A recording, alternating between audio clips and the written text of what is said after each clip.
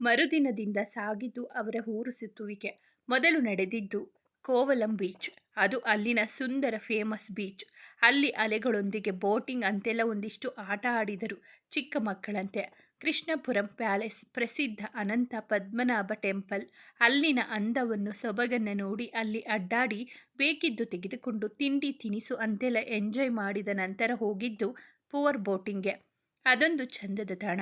ಒಂದೊಂದು ಜೋಡಿಗಳು 1 ಗಂಟೆ ನೀರಿನಲ್ಲಿ ಹಸಿರ ಮಧ್ಯದಲ್ಲಿ ಹೋಗಿ ಸುತ್ತಿ ಸಾಗಿ ಬಂದಿದ್ದರು. ಮುಂದೆ ಹೋಗಿದ್ದು ಅಪ್ಲೆ ಬೀಚ್. ಅಲ್ಲಿನ ದೊಡ್ಡ ಸೇತುವೆ, ಕಣ್ಣಾಯಿಸಿದಷ್ಟು ತೀರದ ಕಡಲ ವಿಸ್ತಾರ ನೋಡಿ ಕಣ್ಣು ತುಂಬಿಸಿಕೊಂಡಿದ್ದರು. ಅಲ್ಲಿನ ಬ್ಯಾಕ್ ವಾಟರ್, ಹೌಸಿಂಗ್ ಬೋಟ್, ಹನಿಮೂನ್ಗೆ ಅಂತಾನೆ ಫೇಮಸ್ ಆಗಿರುವ ಜಾಗ ಅದು. ಹೌಸಿಂಗ್ ಬೋಟ್ನಲ್ಲಿ ನೈಟ್ ಉಳಿದುಕೊಂಡಿದ್ದರು ಎಲ್ಲ ಜೋಡಿಗಳು. ರಾತ್ರಿ 1ಕ್ಕೆ ತುಂಬ ಮೊತ್ತವಾದರೂ ವಿಶೇಷವಾದ ಅನುಭೂತಿ ಸಿಗೋದಂತೂ ಖಂಡಿತ. ಗುಡ್ ಎಕ್ಸ್ಪೀರಿಯನ್ಸ್ ಆಗುತ್ತೆ. ಚಂದ್ರನ ಬೆಳಕಲ್ಲಿ ನೀರಿನ ಮಧ್ಯ ನಮ್ಮವರ ಜೊತೆ ಕಾಲ ಕಳೆಯುವುದು ಅದ್ಭುತ ಅನಿಸುತ್ತೆ. 2 ರೂಮಿನಂತೆ ಇದ್ದ ಹೌಸಿಂಗ್ ಬೋಟ್ ಅಲ್ಲಿ ಊಟ ತಿಂಡಿ ಸೌಕರ್ಯವೂ ಇತ್ತು. ಅಲ್ಲಂತೂ ಎಲ್ಲ ತುಂಬಾನೇ ಎಂಜಾಯ್ ಮಾಡಿದ್ದರು. ಅಲ್ಲಿಂದ ಮತ್ತೆ ಮುಂದೆ ಹೋಗಿದ್ದು ಮುನ್ನಾರ್ಗೆ. ಸುತ್ತಲೂ ಟೀ ಎಸ್ಟೇಟ್ಗಳು, ಹಸಿರು ತುಂಬಿ ನಿಂತ ಸುಂದರ ಪ್ರಕೃತಿಧಾಮ, ಮಂಜಿನ ಮೋಡ ಮುಸುಕು ಮುಸುಕು, ಹಾಗೆ ಬೆಳಕಿನ ವಾತಾವರಣ ತಂಪು ತಂಪಾಗಿತ್ತು. ಹೋಟೆಲ್ನಿಂದ ತಿಂಡಿ ತಿಂದು ಬಂದವರು ಎಸ್ಟೇಟ್ ಟ್ರಕ್ಕಿಂಗ್ ನೋಡುವ ತಯಾರಿಯಲ್ಲಿದ್ದರು. 2 ಅಂಗೈ ಉಜ್ಜುತ್ತಾ ಬಂದ ಖುಷಿ. ಚಳಿ ಆಗ್ತಿದೆ ಅನ್ನುತ್ತಾ ನಿಂತಿದ್ದವನ ತೋಳನ್ನು ಬಳಸಿದಾಗ ಅವರೆಲ್ಲ ಸುತ್ತಾಡಿ ಬರಲಿ, ನಾವು ಇಲ್ಲೇ ಇರೋಣ ಅಂದಿದ್ದ ವೇದ. ಯಾಕೆ ಅಂದಳು ಮುಖ ಎತ್ತಿ ಅವನನ್ನು ನೋಡುತ್ತಾ. ನಿಂಗೆ ಚಳಿ ಅಲ್ವಾ, ಬೆಚ್ಚಗೆ ಇಬ್ಬರು ರೂಮ್ನಲ್ಲಿ ಇರೋಣ, ಏನಂತೀಯ? ನಕ್ಕು ನುಡಿದವ. ಬೇಡ ಅಂತೀನಿ.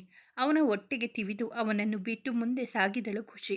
ಅವನ ಹಿಂದೆ ನಿಂತಿದ್ದ ಸಂಜು ಯೂನಿಫಾರ್ಮ್ನಲ್ಲಿ ಇದ್ರೆ ಇವನಿಗೆ ನಗೋದೆ ಗೊತ್ತಿಲ್ಲವೇನೋ ಅನ್ನುವಷ್ಟು ಗಂಭೀರದ ಈ ನಮ್ಮ ಗೆಳೆಯ ಅವನ ಹೆಂಡತಿ ಮುಂದೆ ತುಂಬ ತರಲೆ ಹುಡುಗ ಹಾಕ್ತಾನೆ ಅಲ್ವಾ ವೇದ?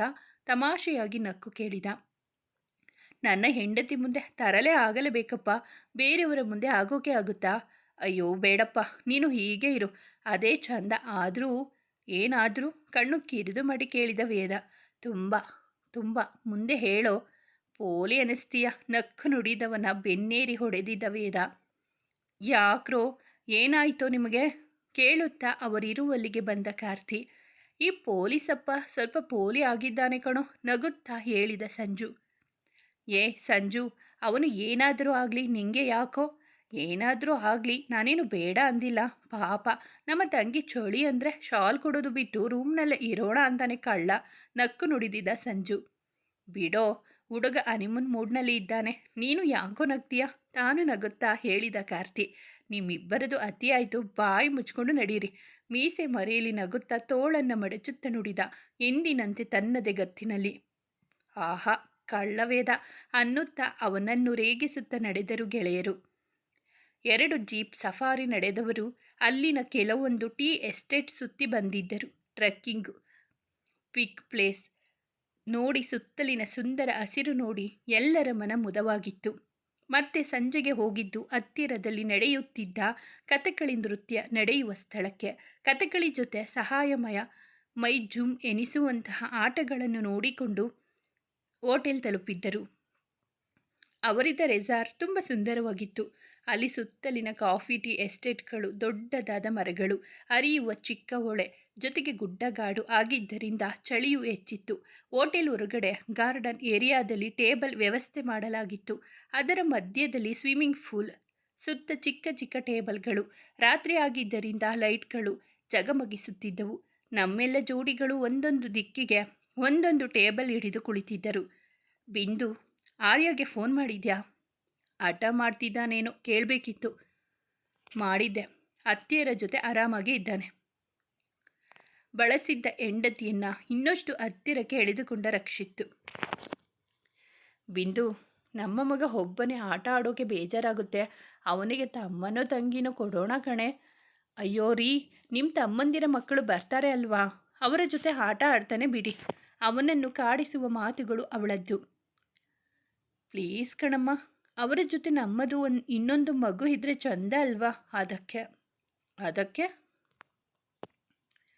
ಫ್ಯಾಮಿಲಿ ಪ್ಲಾನಿಂಗ್ ಎಲ್ಲ ಯಾಕೆ, ಇಬ್ಬರ ಜೊತೆಗಿದ್ದೀವಿ, ಒಳ್ಳೆ ಹನಿಮೂನ್ ಪ್ಲೇಸ್ ಬೇರೆ, ಸ್ವಲ್ಪ ಮನಸ್ಸು ಮಾಡಿದರೆ ಚೆನ್ನಾಗಿತ್ತು. ಯೋಚಿಸ್ತೀನಿ. ರೂಮ್ ಸೇರೋವರೆಗೂ ಯೋಚಿಸ್ತಾ ಇರು, ಆಮೇಲೆ ಒಪ್ಪಿಗೆ ಕೊಡು. ಆಗಲ್ಲ ಅಂದರೆ? ಇದು ನಿಂಗೆ ನ್ಯಾಯ ಅನಿಸುತ್ತಾ? ಮುಖ ಊದಿಸಿ ಕೇಳಿದ್ದ. ಸರಿ ಸರಿ, ಕೋಪ ಬೇಡ, ನಿಮ್ಮಂತೆ ಆಗಲಿ. ಅವನೆದೆಯ ಮೇಲೆ ತಲೆ ಇಟ್ಟು ಹೇಳಿದಳು ಬಿಂದು. ಥ್ಯಾಂಕ್ಸ್. ನೆತ್ತಿಗೆ ತುಟಿ ಹೊತ್ತಿದ್ದ. ಇಬ್ಬರದು ಪ್ರೀತಿ ತುಂಬಿದ ಸಂಸಾರ. ಪೂರ್ಣಿ, ಏನು ಗೊತ್ತಾ? ಏನು? ಅವನ ಬೆರಳನ್ನು ಬೆಸೆದು ಕುಳಿತವಳನ್ನ ಕೆಣಕಿದ್ದ. ಇವತ್ತು ಇಬ್ಬರು ಹುಡುಗಿಯರನ್ನು ನೋಡಿದೆ. ಏನು ಸಖತ್ತಾಗಿದ್ರು ಅಂದರೆ ಅವಳು ಮುಖವೆತ್ತಿ ಅವನೆಡೆ ನೋಡಲು, ನಿನ್ಗಿಂತ ಏನಲ್ಲ, ಆದರೂ ಏನಾದರೂ? ಏನಿಲ್ಲ. ಅಲ್ಲಿಗೆ ನಿಂತಿತ್ತು ಅವನ ಮಾತು. ಇಲ್ಲಿಗೆ ಬಂದಿದ್ದೀವಾ, ಎಲ್ಲ ನೋಡಿ ಎಂಜಾಯ್ ಮಾಡಿದ್ವಾ, ಟ್ರಿಪ್ ಮುಗಿಸಿದ್ವಾ, ಹೋಗ್ತಾ ಇರಬೇಕು ಅಷ್ಟೆ. ಅಲ್ಲಿ ನೋಡಿದೆ, ಇಲ್ಲಿ ನೋಡಿದೆ ಅಂದರೆ ಅವರ ಹಿಂದೇನೆ ಕಳಿಸ್ತೀನಿ, ಹುಷಾರು. ನೀನು ಯಾವಳೆ? ಏನಾದರೂ ಹೇಳಿದ್ರೆ ಮೈ ಮೇಲೆ ಬರ್ತೀಯ. ಅವರು ಮಾಡರ್ನಾಗಿ ಡ್ರೆಸ್ ಹಾಕಿದ್ರು, ನೀನು ಹಾಕು ಅಂತ ಹೇಳೋಕೆ ಬಂದೆ. ನನಗೆ ಅದೆಲ್ಲ ಇಷ್ಟ ಆಗಲ್ಲ. ಹೌದೌದು, ನನಗೆ ಬೈಯೋದು ಇಷ್ಟ ಆಗುತ್ತೆ ಅಲ್ವಾ, ಜೊತೆಗೆ ಹೊಡೆಯೋದು ಇಷ್ಟ ಆಗುತ್ತೆ. ಅವನ ಕೆನ್ನೆ ಹಿಂಡಿ ನುಡಿದವಳೆ ತೋಳಿಗೆ ಹೊರಗಿದ್ದಳು. ಥ್ಯಾಂಕ್ಸ್ ರಿಷಿ, ನನ್ನ ಲೈಫ್ಗೆ ಬಂದಿದ್ದಕ್ಕೆ. ಎದುರಿಗಿದ್ದ ಐಸ್ ಕ್ರೀಮ್ ತಿನ್ನಿಸಿ ಅವಳ ಕೆನ್ನೆಗೆ ಮುತ್ತಿಟ್ಟಿದ್ದ. ಥ್ಯಾಂಕ್ಸ್ ಟು ಯು, ನೀನು ನನಗೆ ಸಿಕ್ಕಿದ್ದಕ್ಕೆ. ಅವಳನ್ನು ಬಳಸಿ ಮತ್ತೊಮ್ಮೆ ಮುತ್ತಿಟ್ಟಿದ್ದ. ಅವನ ಎದೆಗೊರಗಿ ಕಾಲು ಚಾಚಿ ಕುಳಿತಿದ್ದಳು ವಂದನಾ. ಚಿನ್ನು, ಎಷ್ಟು ತಂಪಾದ ವಾತಾವರಣ ಅಲ್ವಾ? ಅವಳ ಕಿವಿಯಲ್ಲಿ ಪಿಸು ನುಡಿದಿದ್ದ. ಹೌದು, ನೀನು ಹೀಗೆ ಕುಳಿತಿದ್ರೆ ಹೇಗೆ? ಒಂದು ಮುತ್ತಾದರೂ ಕೂಡ. ಇಲ್ಲಪ್ಪ, ಎಲ್ಲ ಇದ್ದಾರೆ, ಅವರೆಲ್ಲ ಬ್ಯುಸಿ ಇದ್ದಾರೆ. ಪ್ಲೀಸ್ ಕಣೆ ಕೂಡೆ. ತಾನೇ ಚುಂಬಿಸುತ್ತಾ ನುಡಿದ. ಅವಳನ್ನು ಇನ್ನಷ್ಟು ಬಳಸಿ ಕುಳಿತ. ಅವನ ಕೆನ್ನೆಗೆ ಮುತ್ತಿಟ್ಟ ಹುಡುಗಿಗೆ ಅವನೆಂದರೆ ಪ್ರಾಣವೇ. ಬಾಯಿ ಬಿಟ್ಟು ಹೇಳದೆ ಕಣ್ಣಿನಲ್ಲಿ ಅವಳನ್ನು ಪ್ರೀತಿ ಮಾಡುತ್ತಾ ಪ್ರೀತಿ ಭಾಷೆ ತಿಳಿಸಿದ್ದ. ಲವ್ ಯು ಚಿನ್ನು. ಅವನ ಕಡೆ ತಿರುಗಿ ಅಪ್ಪಿಕೊಂಡಳು Vandana. Love you so much dear ಅನ್ನುತ್ತಾ ಅವಳನ್ನು ಬಳಸಿದ ಸಂಜು. ಮೌನದಿಂದಲೇ ಶುರುವಾಗಿತ್ತು ಅವರ ಪ್ರೀತಿ. ಕಾರ್ತಿ, ನಮ್ಮ ಮದುವೆ ಆದ ಮೇಲೆ ಇಲ್ಲಿಗೆ ಬರೋಣ ಹನಿಮೂನ್ಗೆ? ಬರೋಣ. ಬಂದು ಆಮೇಲೆ ಮುಂದೆ ಮುಂದೆ ಏನು ಮಾಡೋದು? ಅವನನ್ನು ಗುರಾಯಿಸಿದಳು ಶ್ರೇಯಾ. ಯಾಕೆ ಹಾಗೆ ನೋಡ್ತೀಯಾ? ಬಂದು ಏನು ಮಾಡೋದು? ನನಗೆ ಗೊತ್ತಿಲ್ಲ, ನಿಮಗೆ ಗೊತ್ತಿದ್ರೆ ಹೇಳಿಕೊಡು. ಅವನ ಕೈಗೆ ಜುಗುಟಿತಾ ಶ್ರೇಯಾ ಮಳ್ಳ ಅಂದಳು ಹುಸಿ ಕೋಪದಲ್ಲಿ. ರಾಕ್ಷಸಿ, ಈಗ ನೋವು ಕೊಡೋದಾ? ಮತ್ತೆ ಎಷ್ಟು ಡವ್ ಮಾಡ್ತೀಯ ನೋಡು. ನನಗೆ ಗೊತ್ತಿಲ್ಲ ಅಂದರೆ ಹೇಳಿ ಕೊಡ್ತೀನಿ ಅನ್ನೋದು ಬಿಟ್ಟು ಹೋಗಿ ಕೈ ಹುಜ್ಜುತ್ತಾ ನುಡಿದ. ಹೇಳಿ ಕೊಡಬೇಕಾ? ಆಸೆ ನೋಡು. ಮೂತಿ ತಿವಿದಳು. ನಿಮ್ಮಣ್ಣ ಹೇಳೋದು ನಿಜ ಕಣೆ. ನಿನ್ನ ಕೈಯಲ್ಲಿ ನಾನು ಏನು ಗತಿ ಹಾಕ್ತೀನೋ. ಏನಾಗ್ತೀಯಾ ಅಂದರೆ? ಮುಂದೆ ನಿನ್ನ ಮಕ್ಕಳಿಗೆ ಅಪ್ಪ ಹಾಕ್ತೀಯಾ ಅಷ್ಟೆ. ನಕ್ಕು ನುಡಿದಳು. ಅವಳು ಹೇಳಿದ ರೀತಿಗೆ ಅವನಿಗೂ ನಗು ಬಂದಿತ್ತು. ಹತ್ತಿರಕ್ಕೆ ಕರೆದು ಕೂರಿಸಿಕೊಂಡ. ಚಿಕ್ಕವಳು ಇದ್ದಾಗಿಂದ ಇದೇ ತುಂಟಾಟನೆಂದು ಅವಳ ಮೂಗೆಳೆದು ನುಡಿದವನೇ ಹಣೆಗೆ ಚುಂಬಿಸಿದ. ಕಾರ್ತಿ, ಲವ್ ಯು ಕಣೋ. ನಾನು ಅಷ್ಟೇ ಕಣೆ. ಚಿಕ್ಕವನು ಇದ್ದಾಗಲೇ ಅತ್ತೆ ಮಗಳನ್ನು ಮನಸ್ಸು ತುಂಬಿಕೊಂಡಿದ್ದ ಕಾರ್ತಿ ಈಗ ಅವಳನ್ನು ಎಲ್ಲರ ಸಮ್ಮುಖದಲ್ಲಿ ಬಾಳಿಗೆ ಬರಮಾಡಿಕೊಂಡಿದ್ದ. ನೀನು ಬಂದಿದ್ದು ತುಂಬ ಖುಷಿಯಾಯಿತು. ಥ್ಯಾಂಕ್ಸ್ ಬಂದಿದ್ದಕ್ಕೆ. ಎದುರು ಕುಳಿತಿದ್ದ ಹುಡುಗಿ ಕಡೆ ನೋಡಿ ನುಡಿದ ವಸಂತ್. ಅಮ್ಮ ಮೊದಲು ಬೇಡ ಅಂದಿದ್ರು, ನಾನು ಬೇಸರ ಮಾಡಿಕೊಂಡಿದ್ದು ನೋಡಿ ಒಪ್ಪಿದ್ರು. ಹಾಗಿದ್ರೆ ಥ್ಯಾಂಕ್ಸ್ ನಮ್ಮ ಅತ್ತೆಗೆ. ಅಕ್ಕನಿಗೆ ಎಲ್ಲ ಗೊತ್ತು ಅಲ್ವಾ? ನನಗೆ ಭಯ ಆಗಿತ್ತು ಏನು ಹೇಳ್ತಾರೋ ಅಂತ. ಬಿಂದು ಅತ್ತಿಗೆಗೆ ಅಷ್ಟೇ ಅಲ್ಲ, ಅಣ್ಣಂದಿರು, ಅತ್ತಿಗೆ, ನಮ್ಮ ತಂಗಿ ಎಲ್ಲರಿಗೂ ಗೊತ್ತು. ಖುಷಿಯಾಯಿತು. ನನಗೂ ಖುಷಿಯಾಗಿದೆ ತುಂಬಾನೇ. ತಗೋ. ಅವಳ ಮುಂದೆ ಚಾಕ್ಲೇಟ್ ಇಟ್ಟಿದ್ದ. ಥ್ಯಾಂಕ್ಸ್ ಅಂದು ಪಡೆದವರ ಮುಖದಲ್ಲಿ ನಗು.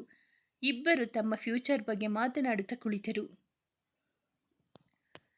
ಎಷ್ಟು ಚೆನ್ನಾಗಿದೆ ಅಲ್ವಾ? ನೋಡಿದಷ್ಟು ನೋಡಬೇಕು ಅನಿಸ್ತಿದೆ. ಸುತ್ತ ನೋಡುತ್ತಾ ನುಡಿದಳು ಪೂಜಾ. ನೀನು ಈ ಮೊದಲು ಎಲ್ಲೆಲ್ಲಿಗೆ ಹೋಗಿದ್ದೆ? ಪಕ್ಕದ ಚೇರಲ್ಲಿ ಕುಳಿತವಳ ಕಡೆ ನೋಡುತ್ತಾ ಕೇಳಿದ. ಎಲ್ಲಿಗೂ ಹೋಗಿಲ್ಲ, ನಮ್ಮ ಹಳ್ಳಿ ಬಿಟ್ಟು. ಹೌದು, ನಿಂಗೆ ನಿಮ್ಮ ಅಪ್ಪಮ್ಮ ಯಾರೂ ಇಲ್ವಾ? ಅವಳ ಪೂರ್ವಾಪರ ತಿಳಿಯದ ಶಶಾಂಕ್ ಕೇಳಿದ. ಇಲ್ಲ ಅಂದವಳೆ ಅವನೆದುರು ತನ್ನ ಜೀವನವನ್ನು ತೆರೆದಿಟ್ಟಿದ್ದಳು ಪೂರ್ತಿಯಾಗಿ. ಅವಳ ಮಾತಿಗೆ ಕಿವಿಯಾಗಿ ಕುಳಿತ ಶಶಾಂಕ್, ಎಲ್ಲ ಆದರೂ ಇನ್ನು ನಿಮ್ಮ ಮುದ್ದಾದ ಜೋಡಿಯಲ್ಲಿದ್ದಾರೆ, ಬನ್ನಿ ಅವರ ಹತ್ರ ಹೋಗೋಣ. ಹೊರಗಿನ ಪ್ರಕೃತಿ ಕಡೆ ಮುಖ ಮಾಡಿ ಕುಳಿತಿದ್ದಳು ಖುಷಿ. ಅವಳ ಬೆನ್ನ ಹಿಂದೆ ಕುಳಿತು ಅವಳನ್ನು ಒಮ್ಮೆ ಸುತ್ತ ಒಮ್ಮೆ ನೋಡುತ್ತಾ ಇದ್ದ ವೇದ. ಅವಳ ಮೌನ ಕಂಡು ಸಾಕಾಗಿ ಏನಾಯ್ತು ಅಂದ ಕಿವಿಯಲ್ಲಿ. ಸುಂದರವಾದ ಪ್ರಕೃತಿ, ಅದರೊಳಗಿನ ಸೌಂದರ್ಯ ಎಲ್ಲವೂ ಎಷ್ಟು ಕಣ್ಣು ಸೆಳೆಯುತ್ತೆ. ನಾಳೆ ಒಂದೇ ದಿನ ಮತ್ತೆ ಅದೇ ಊರು, ಅಲ್ಲಿನ ಟ್ರಾಫಿಕ್, ಬೇಸರ ಆಗುತ್ತೆ. ಬಂಗಾರಿ,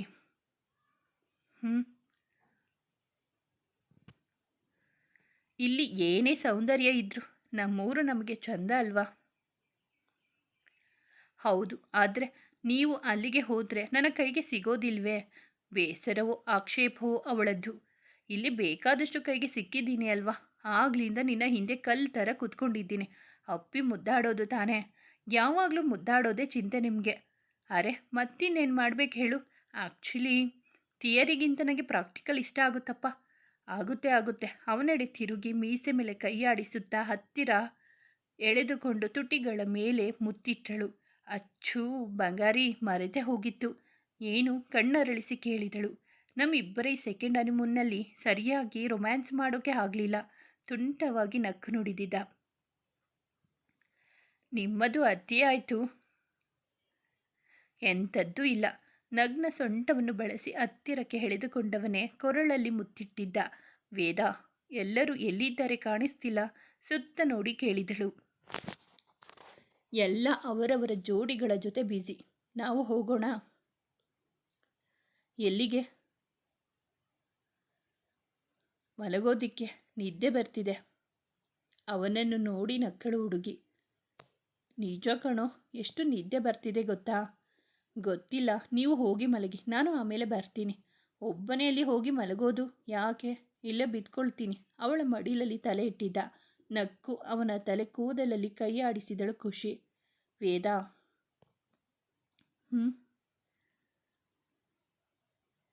ಶಶಾಂಕ್ ಪೂಜಾ ತುಂಬ ಕ್ಲೋಸ್ ಆಗ್ತಿದ್ದಾರೆ ಅನಿಸ್ತಿದೆ ನನಗೆ. ನಿಮಗೆ? ದೂರದಲ್ಲಿ ಕುಳಿತು ಮಾತನಾಡುತ್ತಿದ್ದವರನ್ನು ನೋಡಿ ಕೇಳಿದಳು. ಕ್ಲೋಸ್ ಆಗ್ತಿದ್ದಾರೆ ಅಲ್ಲ, ಆಗಿದ್ದಾರೆ. ನಿನ್ನ ಮೈದುನ ಹಳ್ಳಕ್ಕೆ ಬೀಳೋ ಎಲ್ಲ ಲಕ್ಷಣ ಕಾಣಿಸ್ತಿದೆ. ರಿಯಲಿ? ಈ 4 ದಿನ ಅವನು ಅವಳನ್ನು ಎಷ್ಟು ಕೇರ್ ಮಾಡಿದ್ದಾನೆ ಗೊತ್ತಾ? ನೀವು ಯಾವಾಗ ಅದೆಲ್ಲ ಅಬ್ಸರ್ವ್ ಮಾಡಿದ್ರಿ? ಆಶ್ಚರ್ಯದಿಂದ ಕೇಳಿದಳು ಹುಡುಗಿ. ಅದೇ ನಮ್ಮ ಸ್ಪೆಷಾಲಿಟಿ, ನಕ್ಕು ಅಂದಿದ್ದ. ಅವನ ಕೆನ್ನೆಗೆ ಮುತ್ತು ಕೊಟ್ಟವಳೆ.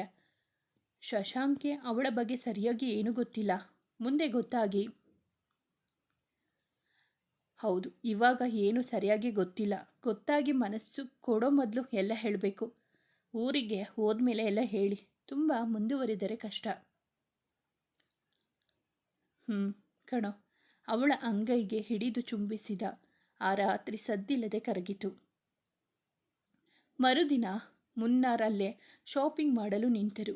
ಎಲ್ಲ ಅಲ್ಲಿನ ಫೇಮಸ್ ಕಾಫಿ ಟೀ ಜೊತೆ ಸೇಲ್ ಶೋ ಫೈನ್ ಪೀಸಸ್, ಇನ್ನು ಕೆಲವೊಂದು ಚಂದದ ಅಲಂಕಾರಿಕ ವಸ್ತುಗಳು ಅವರ ಬ್ಯಾಗ್ ಸೇರಿದವು. ಎಲ್ಲದರ ಜೊತೆ ಹುಡುಗಿಯರು ಅಲ್ಲಿನ ಫೇಮಸ್ ಕೇರಳ ಸೀರೆ, ಶ್ವೇತವರ್ಣಕ್ಕೆ ಬಂಗಾರದ ಅಂಚಿನ ಚಂದದ ಸೀರೆ ತೆಗೆದುಕೊಳ್ಳುವುದು ಮರೆಯಲಿಲ್ಲ. ಎಲ್ಲ ಕಡೆ ಅಡ್ಡಾಡಿ ಕೊನೆಯಲ್ಲಿ ಸಾಗಿದ್ದು ಕೊಚ್ಚಿಗೆ. ಅಲ್ಲಿನ ಬೀಚ್ ನೋಡಿ ಅಲ್ಲೊಂದಿಷ್ಟು ಆಟ ಆಡಿ ಸುತ್ತಿ ಮರುದಿನ ತಮ್ಮೂರಿನ ಕಡೆ ಹೊರಟಿದ್ದರು ಜೋಡಿಗಳು. ಎಲ್ಲರೂ ಬಸ್ ಏರಿ ಸ್ವಲ್ಪ ದೂರ ಬಂದಿದ್ದು ಅಷ್ಟೇ. ನಿದಿರೆಯ ಮಡಿಲು ಸೇರಿದರು. ಇಷ್ಟು ದಿನದ ಓಡಾಟ, ಆಯಾಸ, ಸುಸ್ತು ಎಲ್ಲವೂ ಒಂದೇ ಸಲ ಮೈ ಹೊಕ್ಕಿತ್ತು. ಎಚ್ಚರ ಇಲ್ಲದಂತೆ ತಮ್ಮೂರು ಬರುವವರೆಗೂ ನಿದ್ದೆಗೆ ಶರಣಾಗಿದ್ದರು ಎಲ್ಲ. ಮುಂಜಾನೆ ಊರು ತಲುಪಿ ಮನೆ ಮುಟ್ಟಿದವರು ತಮ್ಮ ರೂಮ್ ಸೇರಿದ್ದು ಮತ್ತೆ ಎದ್ದಿದ್ದು ಮಧ್ಯಾಹ್ನವೇ. 12ರ ಸಮಯಕ್ಕೆ ಎದ್ದು ಕಣ್ಣು ಬಿಟ್ಟ ಖುಷಿ ತನ್ನ ಹೊಟ್ಟೆ ಮೇಲಿದ್ದ ಅವನ ಕೈ ಸರಿಸುತ್ತಾ ಎದ್ದು ಸಮಯ ನೋಡಿದವಳೆ. ಅಯ್ಯೋ, ಇಷ್ಟೊತ್ತು ಮಲಗಿದ್ನ ಅನ್ನುತ್ತಾ ಅವನ ಕಡೆ ನೋಡಿದಳು. ಇಹದ ಯೋಚನೆಯೇ ಇಲ್ಲದಂತೆ ಚಿಕ್ಕ ಮಗು ಒಂದು ದಿಂಬಿಗೆ ಮುಖವಿಟ್ಟು ಮಲಗಿದಂತೆ ಕಾಣುತ್ತಿದ್ದ ವೇದ. ಸುಂದ್ರ, ನಂದೇ ದೃಷ್ಟಿ ಆಗೋದು ನಿಮಗೆ. ಒಂದೇ ಕೈಯಲ್ಲಿ ಅವನ ಮುಖವನ್ನು ಸವರಿ ಲಟ್ಟಿಕೆ ತೆಗೆದಿದ್ದಳು. ಕೈ ಸರಿಸಿ ಏಳಲು ನೋಡಿದರೆ ಕಾಲುಗಳನ್ನು ಬಂಧಿಸಿ ಮಲಗಿದ್ದ. ನಾನೇನು ಎಲ್ಲಿಗಾದರೂ ಓಡೋಗ್ತೀನಾ? ಮಿಸುಗಾಡೋದಿಕ್ಕೂ ಆಗದಂತೆ ಲಾಕ್ ಮಾಡಿಕೊಂಡು ಮಲ್ಕೊತಾರೆ. ಯಾವಾಗಲೂ ಅವನ ಕಾಲು ಸರಿಸಿ ಗೊಣಗುತ್ತಾ ಎದ್ದು ಬಾತ್ರೂಮ್ ಸೇರಿದಳು. ಸ್ನಾನ ಮುಗಿಸಿ ತಲೆ ಒರೆಸುತ್ತಾ ಬಂದವಳು ರೆಡಿಯಾಗಿ ಕೆಳಗೆ ಹೋಗುವ ಮುಂಚೆ ಅವನ ಬಳಿ ಬಂದಳು. ವೇದ, ಎದ್ದೇಳಿ. ಮಿಸುಕಾಡಲಿಲ್ಲ. ತುಂಬ ನಿದ್ರೆ ಬಂದಿದೆ ನಮ್ಮ DCP ಸಾಹೇಬ್ರಿಗೆ. ಇಲ್ಲ ಅಂದಿದ್ರೆ ನನ್ನ ಇಷ್ಟು ಬೇಗ ಕೆಳಗಡೆ ಹೋಗೋಕೆ ಎಲ್ಲಿ ಬಿಡೋದು?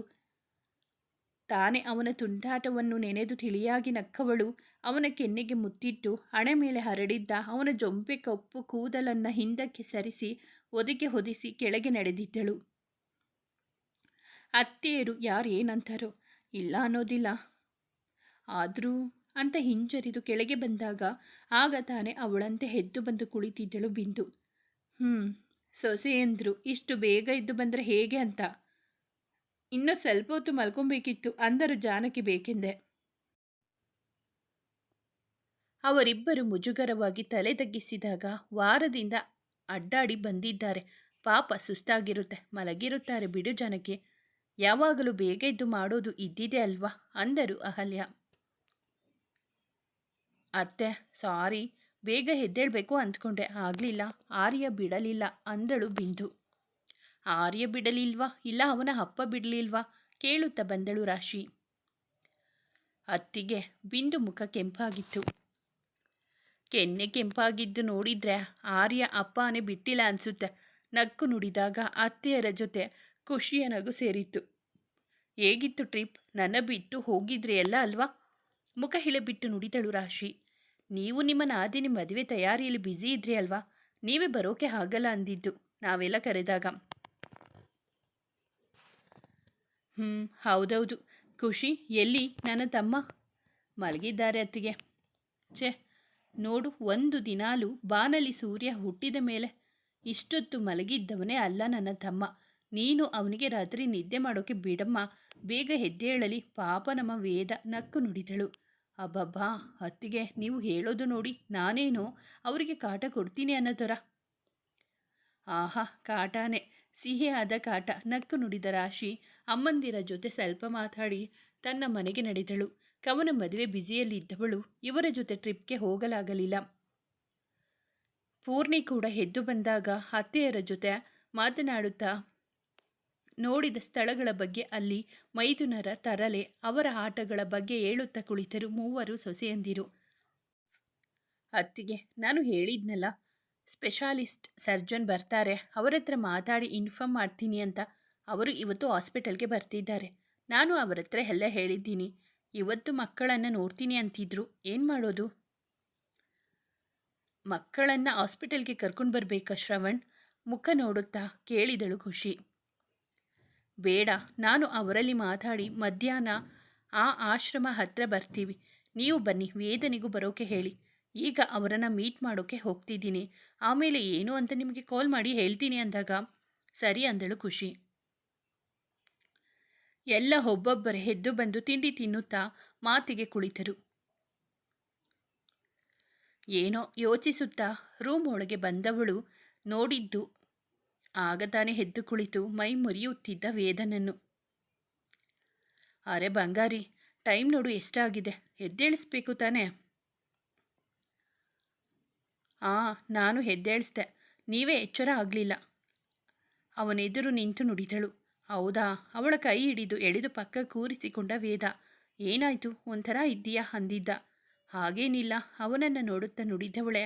ವೇದ, ಶ್ರವಣ್ ಹೇಳಿದ್ರು ಸರ್ಜನ್ ಬಂದಿದ್ದಾರೆ ಅಂತೆ. ಮಕ್ಕಳ ಬಗ್ಗೆ ಅವರ ಹತ್ರ ಹೇಳಿದ್ದೀನಿ, ಮತ್ತೊಮ್ಮೆ ಮಾತಾಡ್ತೀನಿ. ಮೀಟ್ ಮಾಡಬೇಕು ಅಂದರೆ ಆಶ್ರಮ ಹತ್ರನೇ ಬರೋಕೆ ಹೇಳ್ತೀನಿ, ನೀವು ಬನ್ನಿ ಅಂದರು. ಹೌದಾ? ಹಾಂ, ನೀವು ನಾನು ಇಬ್ಬರು ಹೋಗಬೇಕಂತೆ. ಯಾವಾಗ? ಆದರೆ ಇವತ್ತು ಮಧ್ಯಾಹ್ನ ಕಾಲ್ ಮಾಡ್ತೀನಿ ಅಂದಿದ್ರು. ಇಲ್ಲ ಅಂದರೆ ನಾಳೆ. ಓಕೆ, ಮೀಟ್ ಆದರೆ ಆಯಿತು. ಸರಿ, ಎದ್ದು ಸ್ನಾನ ಮಾಡಿಕೊಂಡು ಬನ್ನಿ, ಊಟ ಮಾಡಿ. ಎದ್ದು ನಿಂತು ಹಾಸಿಗೆ ಮೇಲಿದ್ದ ಒದಿಕ್ಕೆ ಮಡಚುತ್ತ ನುಡಿದಳು. ಊಟ? ಹಾಂ, ತಿಂಡಿ ಮಾಡೋ ಸಮಯ ಅಲ್ಲ ಸರ್, 1 ಗಂಟೆ ಆಗ್ತಾ ಇದೆ. ನನಗೆ ಇನ್ನೂ ನಿದ್ದೆ ಮಂಪರಿದೆ ಕಣೋ ಅನ್ನುತ್ತಾ ಎದ್ದು ನಿಂತಿದ್ದ ವೇದ ಅವಳನ್ನು ಬಳಸುತ್ತಾ. ಏನೋ ಚೇಂಜ್ ಕಾಣ್ತಿದ್ದೀಯಾ ಅಂದಾಗ ಅವನ ಮುಖ ನೋಡಿದಳು. ಏನು ಚೇಂಜ್ ಏನಿಲ್ಲ, ನೀವು ನಿದ್ದೆಗಣ್ಣಲ್ಲಿ ನೋಡಿದ್ದಕ್ಕೆ ಹಾಗೆ ಅನಿಸ್ತಿದೆ ನಕ್ಕು ನುಡಿದಳು. ಹಲೋ ಮೈ ಡಿಯರ್ ಆಫೀಸರ್, ನಿನ್ನಲ್ಲಿ ಚಿಕ್ಕ ಬದಲಾವಣೆ ಆದರೂ ನನಗೆ ತಿಳಿಯುತ್ತೆ. ಏನೋ ಚೇಂಜ್ ಕಾಣಿಸ್ತೀಯಾ, ಫೇಸ್ ಕೂಡ ಡಲ್ ಆಗಿದೆ. ಏನಾಯಿತು? ಅವಳ ಮುಖವನ್ನು ಬೊಗಸೆಯಲ್ಲಿ ಹಿಡಿದು ಕೇಳಿದ. ಏನಿಲ್ಲ, ಸ್ವಲ್ಪ ಸುಸ್ತು ಅಷ್ಟೇ, ಜರ್ನಿ ಮಾಡಿರೋದಕ್ಕೆ. ಇವತ್ತು ಚೆನ್ನಾಗಿ ನಿದ್ದೆ ಮಾಡಿದರೆ ಸರಿ ಹೋಗುತ್ತೆ. ಓಕೆ, ಊಟ ಮಾಡಿ ರೆಸ್ಟ್ ಮಾಡು. ಹಣೆಗೆ ಮುತ್ತಿಟ್ಟು ಸ್ನಾನಕ್ಕೆ ನಡೆದ. ಅವಳು ಕೆಳಗೆ ನಡೆದರೂ ಅತಿಯಾದ ಆಯಾಸದಿಂದ ಮುಖವೆಲ್ಲ ಬಾಡಿತು ಖುಷಿಗೆ. ಎಲ್ಲ ಊಟ ಮುಗಿಸಿ ನಾವು ನೋಡಿದ ಜಾಗಗಳ ಬಗ್ಗೆ ಹೇಳುತ್ತಾ ಅಮ್ಮಂದಿರ ಮುಂದೆ ತಂದಿರೋದನ್ನೆಲ್ಲ ಇಟ್ಟು ತೋರಿಸಿದರು. ಆ ದಿನವೆಲ್ಲ ಹಾಗೆ ಕಳೆದು ಹೋಯಿತು. ಸಂಜೆ ಒಮ್ಮೆ ಕವನ ಬಂದು ಎಲ್ಲರನ್ನು ಮಾತನಾಡಿಸಿ ಟ್ರಿಪ್ ಬಗ್ಗೆ ಕೇಳಿದಳು. ಅವಳ ಮದುವೆ ಶಾಪಿಂಗ್ ಮುಗಿದಿದ್ದು, ಮದುವೆಯಾದ ಮೇಲೆ ಫಾರಿನ್ನಲ್ಲಿ ಸೆಟಲ್ ಆಗೋ ಪ್ಲಾನ್ ಇದ್ದಿದ್ದರಿಂದ ಅದರ ತಯಾರಿಯಲ್ಲಿ ಇದ್ದಳು ಕವನ. ರಾತ್ರಿ ಊಟ ಮಾಡುವಾಗ ಬಂದ ಶ್ರವಣ್. ನಾಳೆ ಅಲ್ಲಿಗೆ ಹೋಗೋಣ ಅಂದಿದ್ದಾರೆ, ನಾನು ಅವರ ಜೊತೆ ಬರ್ತೀನಿ, ನೀವು ಬೇಗ ಬನ್ನಿ ಅತ್ತಿಗೆ ಅನ್ನಲು, ಸರಿ ಶ್ರವಣ್, ಟ್ರೀಟ್ಮೆಂಟ್ ಕೊಡ್ತಾರೆ ಅಲ್ವಾ ಅಂದಳು ಆಸೆಯಿಂದ. ಹಾಂ, ಈಗ ಅದಕ್ಕೆ ಬರ್ತಿರೋದು, ಮಕ್ಕಳನ್ನು ನೋಡಿ ಟೆಸ್ಟ್ ಮಾಡೋಕೆ. ಊಟ ಮಾಡುತ್ತಾ ನುಡಿದ ಶ್ರವಣ್. ಅಣ್ಣ, ನಾಳೆ ನಾನು ಆಶ್ರಮಕ್ಕೆ ಹೋಗ್ತೀನಿ ತಡೆದು ನುಡಿದಳು ಪೂಜಾ. ಮತ್ತೆ ಯಾಕೆ ಹೋಗೋ ಮಾತು, ಇಲ್ಲೇ ಇದ್ದು ಬಿಡು, ಇಲ್ಲಿ ಎಲ್ಲರ ಜೊತೆ ಅಡ್ಜಸ್ಟ್ ಆಗಿದೆಯಾ ಅಲ್ವಾ? ಇಲ್ಲ ಅಣ್ಣ, ನಾನು ಆಗ ಹೋಗ್ತೀನಿ ಅಂದಾಗ ನೀವು ಟ್ರಿಪ್ ವಿಷಯ ಹೇಳಿ ಸುಮ್ಮನಾಗಿಸಿದ್ರಿ. ಬೇಡ ಪೂಜಾ, ನೀನು ನಮ್ಮ ಜೊತೆ ಇಲ್ಲೇ ಇರಬಹುದು ಅಲ್ವಾ? ನಿಂಗೆ ಇಲ್ಲಿ ಯಾರು ಏನು ಅನ್ನೋದಿಲ್ಲ. ಶ್ರೇಯಾ ಬಿಡು, ಅವಳಿಗೆ ಇನ್ನೂ ಅಷ್ಟು ಕಂಫರ್ಟ್ ಫೀಲ್ ಆಗಿಲ್ಲ. ಸರಿ ಪೂಜಾ, ನೀನು ನಾಳೆ ಹೋಗುವಂತೆ, ಕಳಿಸಿಕೊಡುತ್ತೇವೆ ಬಿಡು. ತಲೆ ಆಡಿಸಿದಳು.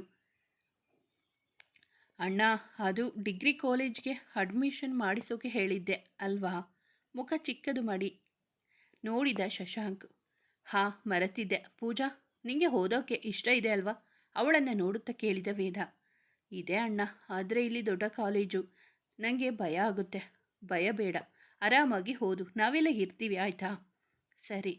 ನಾಳೆ ಕಾಲೇಜ್ ಹತ್ತಿರ ಹೋಗಿ ಓದೋದು ಅರ್ಧಕ್ಕೆ ನಿಂತಿದೆ ಅಂತ ಹೇಳಿ ಅಡ್ಮಿಷನ್ ಬಗ್ಗೆ ಕೇಳಿಕೊಂಡು ಬರಬೇಕು. ಯಾರು ಕರ್ಕೊಂಡು ಹೋಗ್ತೀರಾ? ಸುತ್ತ ನೋಡುತ್ತಾ ನುಡಿದವ ವಸಂತಿಯಲ್ಲಿ ಅಂದ ವೇದ ಬೇಕೆಂದೆ. ಅಣ್ಣ, ಅವನು ಬ್ಯುಸಿ ಇದ್ದಾನೆ, ತಟ್ಟನೆ ಉತ್ತರಿಸಿದ ಶಶು. ರಿಷಿ, ಅವನು ರೆಸ್ಟೋರೆಂಟ್ ಬಿಟ್ಟು ಹೋಗ್ತಾನಾ? ಹಾಗಾದರೆ ನಿನ್ನ ಜೊತೆ ನಾನೇ ಬರ್ತೀನಿ ಬಿಡು. ಪೂಜಾ ಕಡೆ ನೋಡುತ್ತಾ ನುಡಿದ ವೇದ. ಅವಳು ತಲೆ ಆಡಿಸಿದ್ದಳು. ಅಣ್ಣ, ನೀವು ನಾಳೆ ಆಶ್ರಮ ಹತ್ರ ಹೋಗ್ತೀರಾ ಅಲ್ವಾ? ಮತ್ತೆ ಅಲ್ಲಿಗೆ ಶಶಾಂಕ್ ಹೇಳಲೋ ಬೇಡವೋ ಎಂಬಂತೆ ಹೇಳಿದ. ಹೋ ಹೌದಲ್ಲ, ನಾನು ಫ್ರೀ ಇದ್ದೆ, ನಾನೇ ಹೋಗ್ತಿದ್ದೆ. ಸರಿ, ಹಾಗಾದರೆ ನಾಳೆ ಕರ್ಕೊಂಡು ಹೋಗಿ ಎಲ್ಲ ಸರಿಯಾಗಿ ಕೇಳಿ ತಿಳ್ಕೊಂಡು ಬಾ. ಸರಿ ಅಣ್ಣ. ಮುಖ ಗೆಲುವಾಗಿತ್ತು ಶಶಾಂಕ್ಗೆ. ಅವನ ಮುಖವನ್ನು ನೋಡಿ, ನಗುವನ್ನು ನೋಡಿ ಅವನ ಮನಸ್ಸು ಅರಿತ ವೇದ ಆದಷ್ಟು ಬೇಗ ಶಶಾಂಕ್ ಜೊತೆ ಮಾತನಾಡಬೇಕು ಅಂದುಕೊಂಡ.